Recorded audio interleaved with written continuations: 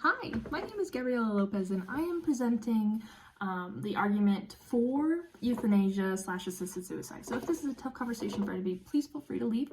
I understand that this is a tough conversation, and if you are not in a place right now where you can handle this, please feel free to view later. And let's just hop right in.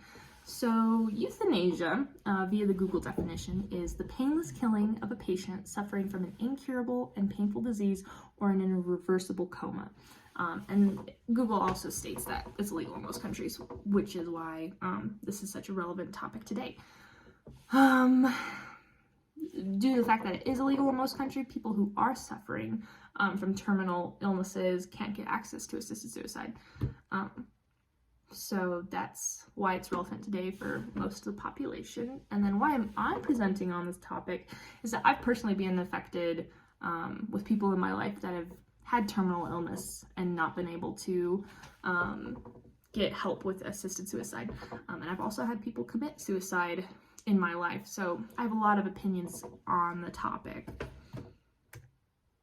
And so I really want to focus on the morals and ethics behind euthanasia. When do we cross the line of controlling free will? When someone chooses to commit suicide, that is their choice. There's nothing that can be done at that point in today's society.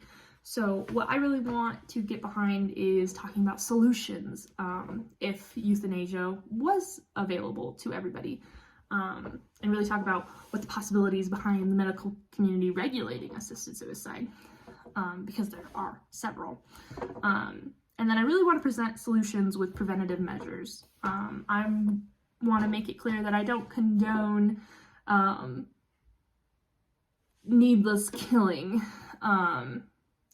but solutions that I have in place for people making choices, because I do believe that everybody has the right to free will and to make free choices.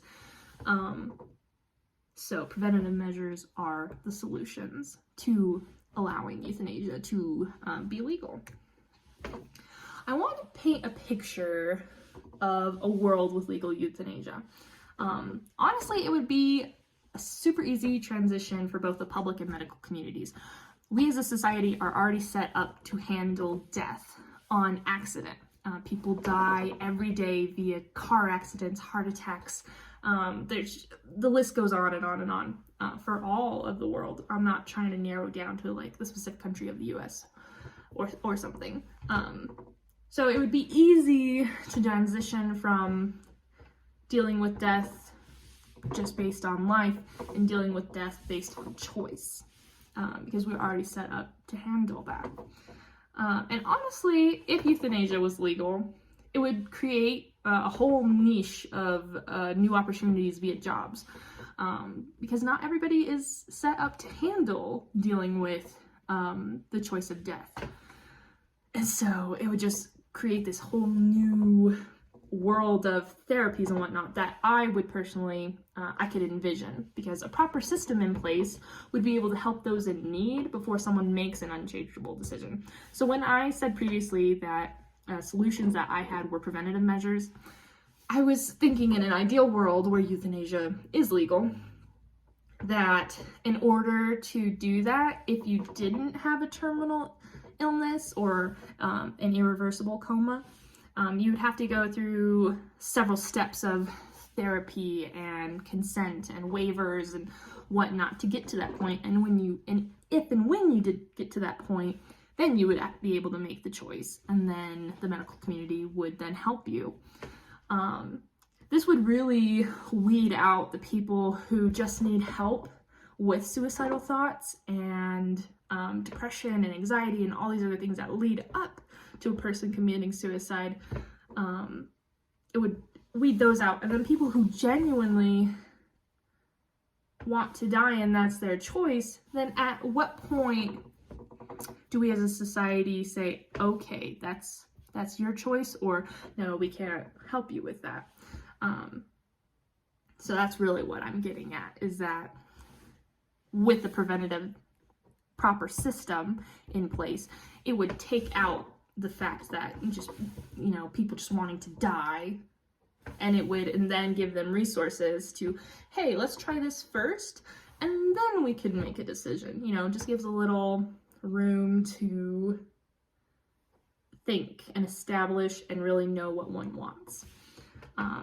And then another perk about having a world with legal euthanasia is there will be less traumatic events for families and friends that are still living. We've all heard stories about people walking in on a traumatic event, such as someone committed suicide and they finding the body.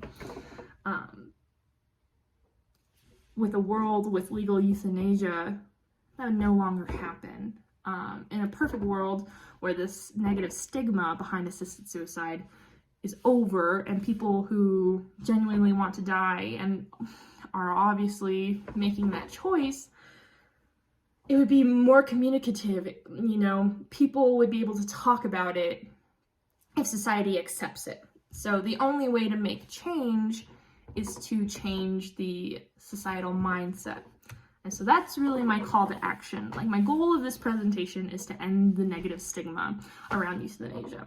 And then 3 ways that you could help if you are also pro-euthanasia / assisted suicide, is 1, be willing to talk about it with close family and friends. I'm not saying you have to talk about it all the time, but just be willing to think about it and to have those conversations. And then support people who would consider assisted suicide if they were in that position. And then stay open-minded is my 3rd ask. If anything, stay open-minded and be willing to listen and to comfort. And then just to wrap up, my concluding thought is that if we can make decisions about everything else in life, we should also be able to choose in death. So thank you so much for listening to this presentation.